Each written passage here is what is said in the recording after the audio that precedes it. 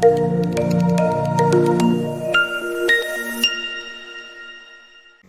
दोस्तों, कैसे हैं आप सब। उम्मीद करती हूँ बहुत बढ़िया होंगे।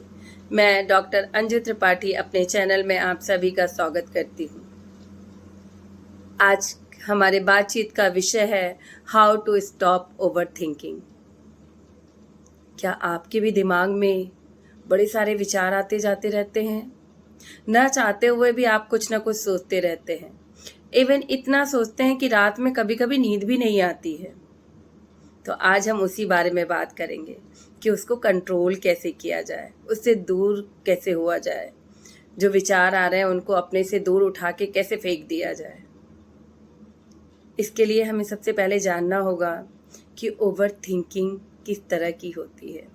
ओवर थिंकिंग 3 प्रकार की होती है: constructive over thinking, deconstructive over thinking और तीसरा है vague over thinking. Constructive over thinking हमारे लिए बहुत अच्छा है क्योंकि हम इसमें अपने प्रोग्रेस के बारे में सोचते हैं, अपने लक्ष्य को प्राप्त करने के बारे में सोचते हैं, अपने सपनों को पूरा करने के बारे में सोचते हैं। जो हमने सोच रखा है, जो सपने पाल रखे हैं, उसके बारे में सोचते हैं और जब सोचते हैं तो कुछ न कुछ कारगर कदम उठाते हैं जो कि हमें निरंतर आगे बढ़ाता है। जो दूसरा है हमारा डिसकंस्ट्रक्टिव ओवर थिंकिंग। इसमें हमारे अंदर निगेटिव विचार आते हैं। मान लीजिए हम पढ़ाई को ही सोचेंगे, लेकिन पढ़ाई को लेकर सोचेंगे क्या कि पता नहीं मेरा एग्ज़ाम कैसा जाएगा, रिजल्ट अच्छा आएगा या नहीं आएगा, पता नहीं मैं कंपटीशन क्रैक कर पाऊंगी या नहीं कर पाऊंगी। या कोई रिलेशनशिप में है तो अपने रिलेशनशिप को लेकर वो स्ट्रेस में रहेगा, ज़रूरत से ज़्यादा सोचेगा कि अगर ये टूट गया रिलेशनशिप तो क्या होगा, कहीं मेरा हस्बैंड या मेरी वाइफ मुझे छोड़कर चली तो नहीं जाएगी। या फिर अपने आसपास कहीं कोई बीमार व्यक्ति देख लिया, ओह तो ये बीमारी कितनी है, कहीं मुझे ना हो जाए, कैंसर जैसी बीमारी मुझे हो गई तो दवाई के लिए पैसे कहाँ से आएंगे इतने सारे। इस तरह के जो निगेटिव विचार आते हैं वो हमें धीरे धीरे बीमार कर देते हैं। तीसरा है वेग ओवर थिंकिंग। इसमें अनचाहे ही हमारे दिमाग में कुछ ना कुछ आता रहता है जिसका हमारे प्रेजेंट से कोई भी ताल्लुकात नहीं होता है। मतलब कुछ भी अपने आप दिमाग में चलता रहता है, चलेगा और हम उसके बारे में ना तो कई बार ना तो वो फ्यूचर में घटित होने की संभावना है, ना पास्ट में घटित हुआ है, फिर भी हम कुछ ना कुछ सोचेंगे और अपना समय और अपनी नींद भी खराब करेंगे।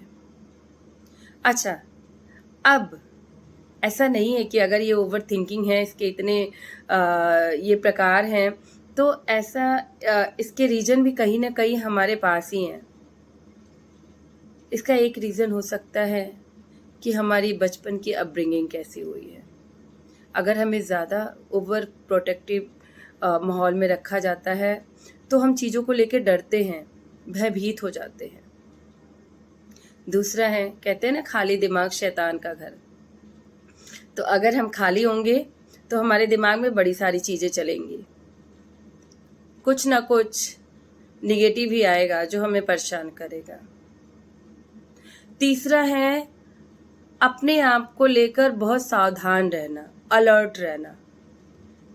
कुछ लोग होते हैं जो कुछ भी करेंगे, इवन बोलेंगे भी कुछ तो सोच समझ के बोलेंगे कि कहीं उनकी इमेज ना खराब हो जाए। वो अपने चलने को लेकर, बोलने को लेकर, कुछ करने को लेकर, इवन हर काम में वो बहुत सोच समझ के करेंगे। तो ये भी चीज़ें ज़्यादा करना कई बार हानिकारक सिद्ध हो जाती हैं। अब ये अगर हमें रीज़न पता चल गया तो इसके निवारण भी हमारे पास ही हैं, हमें ही ढूंढना होगा। निवारण देखिए बहुत आसान है, इससे छुटकारा पाना बहुत आसान है और हमारे वश में है। आसान कैसे है? जो मैं हर बार कहती हूँ कि मेडिटेशन करना होगा, डीप ब्रीथ करना है। अगर मेडिटेशन नहीं कर पा रहे हैं तो आपके पास जब भी टाइम मिले लंबी गहरी सांस लीजिए। इससे आपको ओवरथिंक करने से छुटकारा मिलेगा। पेड़ पौधों के साथ समय बिताइए। पेड़ पौधे बीमार व्यक्ति को भी ठीक कर देते हैं। और एक महात्मा बुद्ध का विचार है, ठीक है, हमें सोचना है कि जो विचार आ रहे हैं हमारे अंदर वो कहाँ से आ रहे हैं। क्या इन विचारों का कोई मतलब है हमारे जीवन में? क्या जो ये विचार हैं जो हमें हमारे आसपास हमारे दिमाग में जो विचार निरंतर चल रहे हैं, क्या इनका हमारे प्रेजेंट से मतलब है? क्या ये घटित हुए हैं? क्या इनके घटित होने की संभावना है?